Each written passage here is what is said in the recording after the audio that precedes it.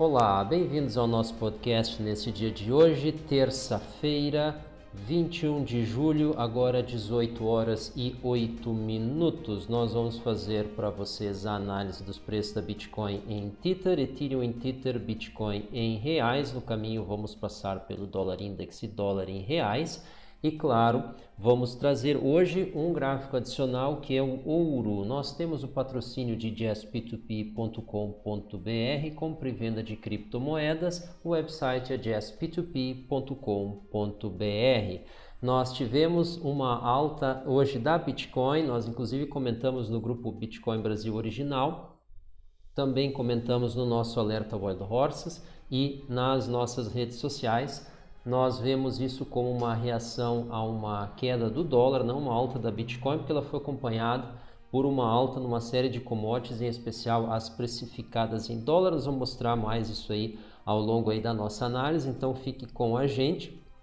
Então nós vemos isso aí como um movimento isolado, ele pode ter maior duração, claro, mas vai depender da trajetória do dólar. Então, e a prova disso é que aqui no Brasil nós tivemos aí um movimento horizontal na Bitcoin em reais, então não está participando disso, então ativos cotados em outras moedas que não sejam o dólar. Então foi ele que sofreu essa desvalorização e isso aí torna então maior a quantidade desse dólar para comprar qualquer outro ativo, por isso que os preços dele tendem a subir, né, desses outros ativos. Então, sem mais delongas, vamos fazer a nossa análise. Então, em resumo, para quem não vai ficar com nós até o final, nosso ponto de vista continua o mesmo, só que a gente tem pequenas mudanças nos patamares, basicamente 200 tethers na Bitcoin e o Ethereum aproveitou isso aí para ter uma dilatada um pouco maior, tá? Então vamos direto para o mercado, começamos aí com Bitcoin em Tether, direto da Binance, gráfico de 1 hora. E vocês vão lembrar que nós comentamos então que os preços da Bitcoin deveriam ficar restritos aos 9K2 e essa sempre foi aí a nossa visão, já há mais tempo que a gente estava com os 9K4, depois ficou para os 9K3, depois 9.250, isso é nós reduzindo as resistências, nós chegamos nos 9K2 na última análise, mas aí o que nós tivemos? Nós tivemos aqui uma entrada de volume, esse volume aqui ele é 5 vezes maior do que a média das últimas 200 horas. Então nós temos a média das últimas 200 horas representadas por essa névoa branca aqui, que é uma área branca com uma transparência parcial. E essa coluna aqui relativa a esse candle, que também tem um corpo aqui que se sobressai, não só a sua coluna de volume respectiva, ela é 5 vezes maior do que a média de volume. Então, em 1 hora, nós negociamos 5 vezes a média. É óbvio que daí com essa entrada de volume, tu vai ter um rompimento, e isso aí não mostra errado o nosso método, mas exatamente comprova como tu precisa de volumes para fazer rompimentos que sejam essenciais, tá? Nós tivemos rompimentos dessa média, sim, mas todos eles com curta duração. Os que mais longevos aqui tiveram aqui 2 horas de duração, talvez aqui um pouco mais, 3, 4 horas, mas não passou disso, tá? Então, o que nós temos aqui? Um rompimento provavelmente de fato, e aí o que acontece? Não é o ativo que valoriza, é a outra coin que determina o preço dela que se desvaloriza, tá? Então é como se o chão diminuísse, tá? E não nós ficássemos mais alto. Basicamente essa é a ideia. Então, claro, nós ganhamos em estatura nessa coin, no dólar, o Tether que segue o dólar, então ele se desvaloriza também. E isso então se reflete numa maior quantidade de Tethers para fazer a compra da mesma quantidade de Bitcoins. E daí o preço então dela aumenta. E aí o que nós temos aqui então? A gente acredita que nessa alta nós agora temos o 9K4 de resistência, assim como antes nós tínhamos o 9K2. Então basicamente a gente tem uma desvalorização um pouco maior do que 2%, vamos lá, 2,5%, 2,3% do dólar, e isso aí se reflete então numa valorização de mesmo nível nas moedas. Isso aí vai se refletir então nos suportes. E aí o que a gente teve? Então um reajuste disso, a gente está vendo aqui as médias subindo, acompanhando o preço.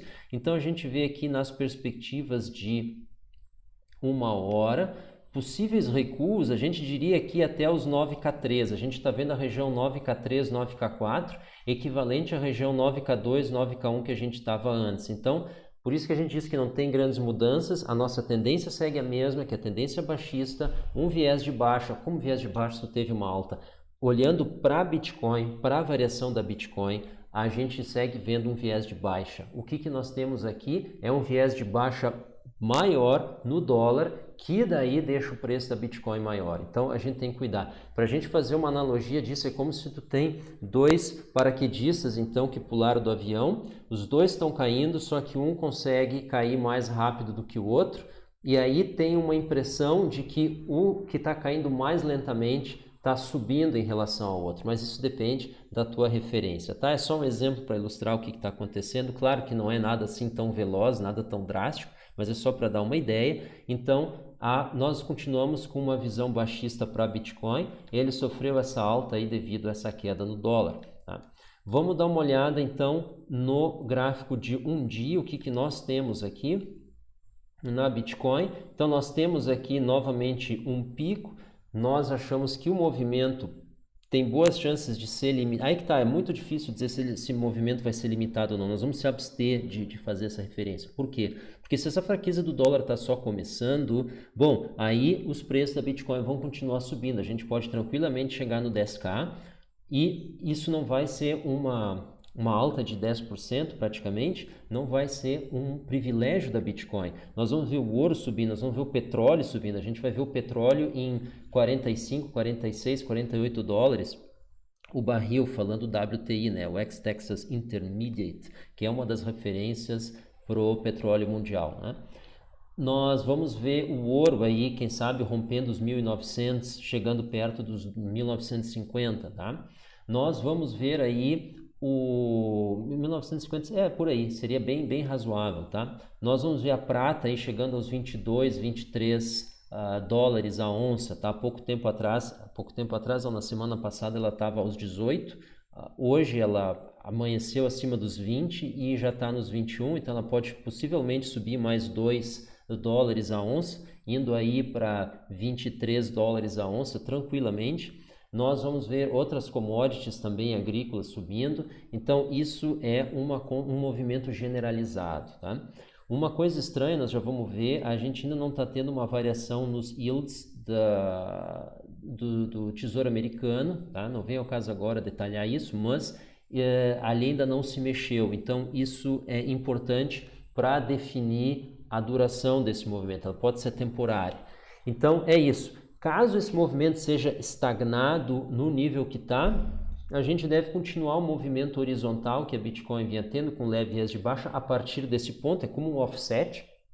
Para dar outro exemplo, mais ou menos quando tu vai no mecânico, ele levanta o teu carro e ele fica ali parado, é mais ou menos isso que acontece. E então o que acontece é uma possível recuperação do dólar, e aí sim a gente deve ter um recuo então na Bitcoin e em todas essas outras commodities para os níveis anteriores. Claro que esse recuo não vai ser exato, tipo o elevador subiu, o elevador desceu, cada um tem sua própria dinâmica, ele pode sofrer exageros ali em alguns casos, né? E a gente vai ver, quem sabe, um exagero no Ethereum fazendo essa eventual possível retorno aos níveis anteriores, que é a casa dos 236, né, sub 240. Então, isso pode acontecer. Então, nós temos que ficar acompanhando o dólar agora para ver, claro, como é que tu acompanha o dólar? Tu olha o dólar nos mercados internacionais. Uma das possíveis medidas é ver o par dólar real, né, ou seja, o dólar quantificado em reais. A gente viu uma queda aqui bastante grande, que é a prova dessa desvalorização também, tá? Então, nós não temos condições de olhar para esse gráfico e dizer o que a gente está enxergando numa continuidade, baseado na Bitcoin apenas, ou seja, constante o dólar. A partir de agora, a gente vê aos poucos a Bitcoin perdendo esse nível 9K3, 9K4 e retornando ao 9K100, 9K2. É isso que a gente vê, ele vai descontar esse nível diário aqui. E aí, claro, tendo uma movimentação do dólar lá fora, ele deve compensar inversamente aqui. O dólar se valoriza, Bitcoin, preço cai mais, o dólar segue se desvalorizando, Bitcoin segue então mantendo esse valor nessa mesma taxa. É isso, essa é a nossa visão disso aqui. Talvez a gente desaponta alguém que cria uma direção, nós não temos como dar essa direção aqui, porque a gente está tendo agora uma variação na base da precificação da Bitcoin, que é o dólar. Então, isso aí faz essa mudança. Vamos dar uma olhada no gráfico semanal, porque o gráfico semanal não sabe disso. E será que o nosso indicador está apontando queda ou já está apontando alta, que é o MACD? Bom, aí a gente antecipa para vocês, nós continuamos aqui com queda, tá? Semana passada nós fechamos em 94.4, 94.5 aqui o histograma MACD e nós estamos ainda em 81.5, ou seja, seguimos em declive, mas vocês podem ver aqui que o que nós estamos tendo é uma horizontalização aqui dessa curva. Então, esse movimento de queda pode estar perto do fim e a gente pode ter sim em algum momento um disparo, tá? Isso poderia acontecer da seguinte forma, olha só que interessante. A compensação da Bitcoin não precisa ser na mesma taxa da desvalorização do dólar. Vamos pegar exemplos redondos, tá? O dólar cai 5%, tu espera que o preço da Bitcoin se valorize 5%. Por quê? Porque a Bitcoin não trocou de valor, é só a moeda que tu usa para comprar se desvalorizou, tu precisa mais agora para comprar a mesma quantidade de Bitcoin. Mas a Bitcoin pode ser vista como uma forma de proteção, então, de valor no caso de uma continuidade de desvalorização do dólar. E aí o que acontece? Isso dispara uma demanda maior pela moeda, isso dispara uma entrada de capital acima do que vem entrando normalmente, do fluxo nessa coin, e aí ela dispara. Tá? Então isso pode acontecer. Só que quando que isso acontece em geral? Quando não só a moeda se desvaloriza, mas quando as pessoas começam, as instituições começam a perder a confiança na Fiat. E aí elas vão começar a buscar safe havens. E as novas gerações enxergam safe haven na Bitcoin. As novas gerações não enxergam safe haven no ouro.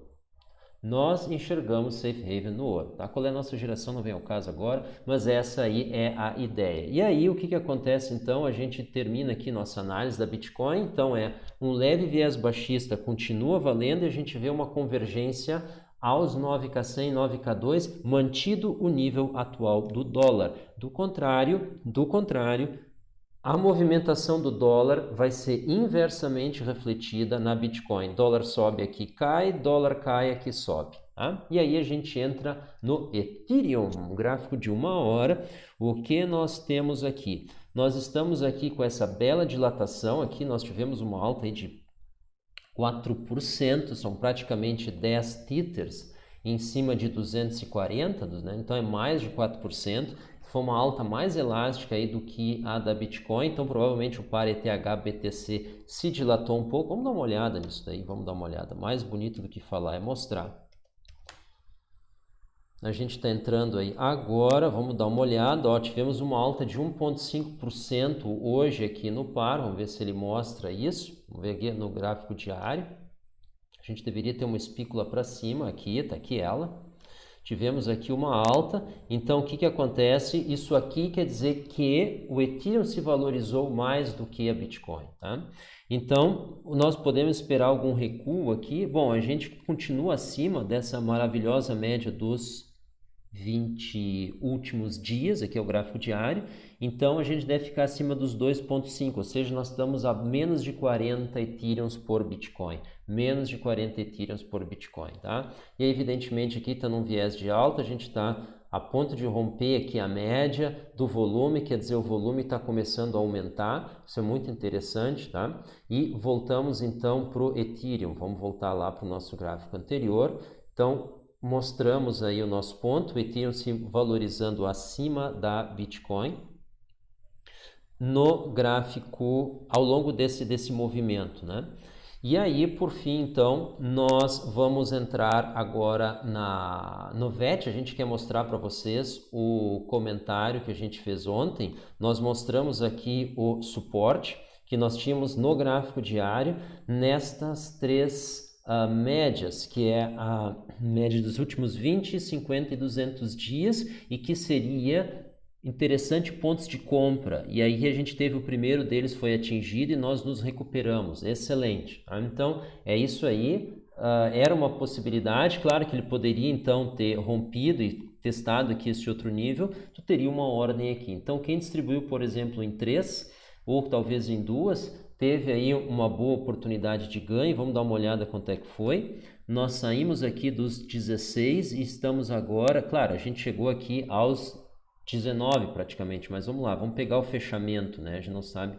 Então, aqui nós estamos agora aos 17, então dos 16 aos 17 é um 16 avos, isso é 6% de alta.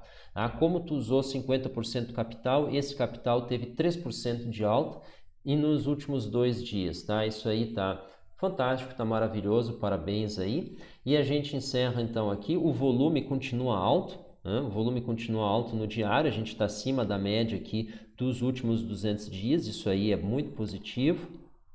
Vamos dar uma olhada na semana. A semana ela está em baixa, mas ela está com fraco volume e é muito bom porque nós tivemos aí uma sequência de 2 semanas com alta bastante forte. Estou falando do VET, né?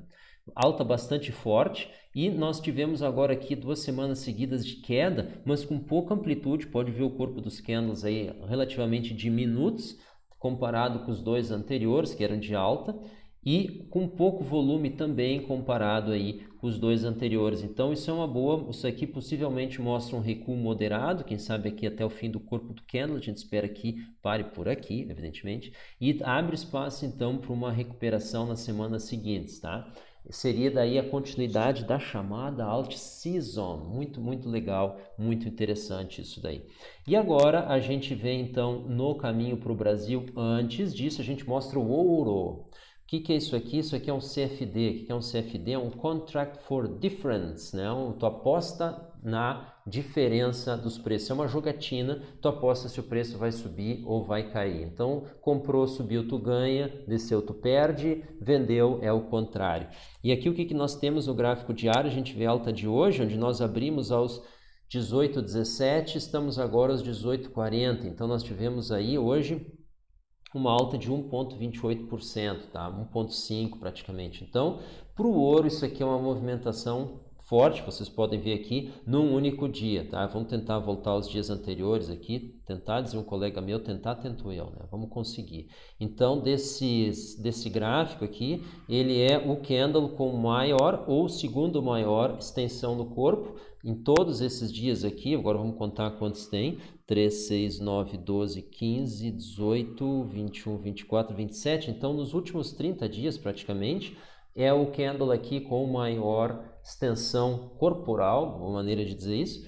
E aí sim mostra como essa movimentação foi representativa num dia só. Ela quebrou aqui níveis importantes, a gente está rompendo aqui com essa resistência que a gente vinha tendo aos 1810, correto? 1810. Então agora estamos aos 1840, vamos ver se ele continua ali. Então essa aí, a gente queria mostrar o gráfico do ouro para vocês, e aí a gente começa aqui o nosso caminho aqui rumo ao Brasil. A gente passa pelos Estados Unidos no rendimento dos títulos de dívida do Tesouro Americano com vencimento em 10 anos. A gente vê que a coisa está estável aqui, isso aqui é o gráfico diário, e a gente está rente ao fundo ao 0,6.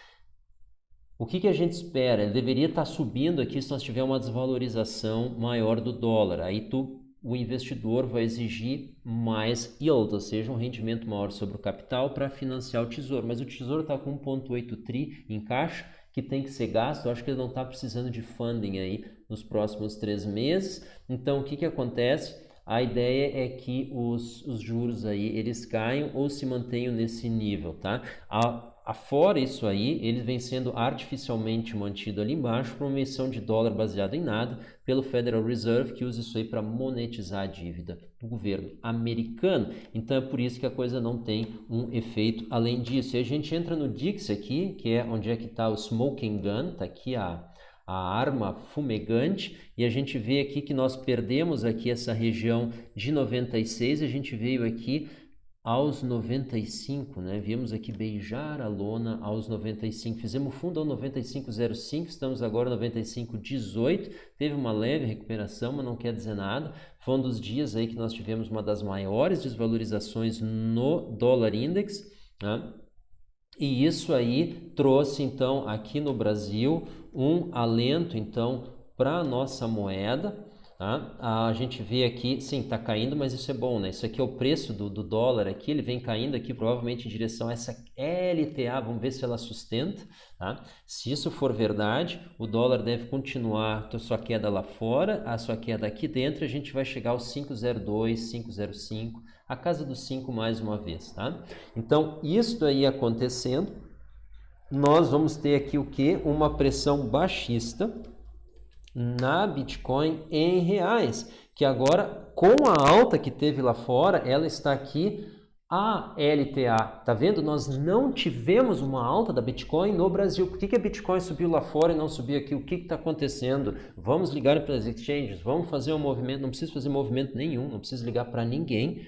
O dólar caiu. Então, tudo que a Bitcoin ganhou é porque o dólar perdeu. Então, um absorveu o movimento do outro. É por isso que a gente fala aqui e repete, sempre é bom repetir, né? Quando pular do avião usa paraquedas. Não, não é isso. É a Bitcoin no Brasil, ela tem 2 drivers.